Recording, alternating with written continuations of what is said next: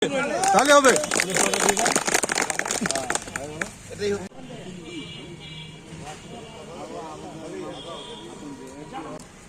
আপনারা আমাদেরই ছিলেন, আমাদের কাছে আবার এটাকে আমরা বলি ব্যাক টু।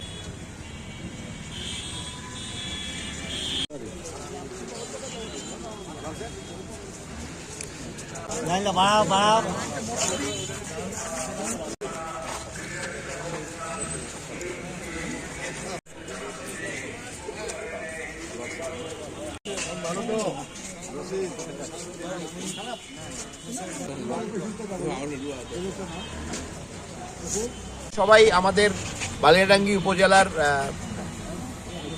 আমাদের এক সময় আমাদেরই কর্মী ছিলেন, আমাদেরই নেতৃত্ব দিয়েছিলেন এবং এই দীর্ঘ অত্যাচারের ফলে 17 বছরের অত্যাচারের ফলে এনারা ইনঅ্যাক্টিভ হয়ে গিয়েছিলেন। এনারা হয়তো বিভিন্নভাবে বিভিন্ন দলে চলে গিয়েছিলেন। এখন তারা আমাদের কাছে ফিরে এসছেন এবং আমরা তাদেরকে সাদরে গ্রহণ করে নিয়েছি।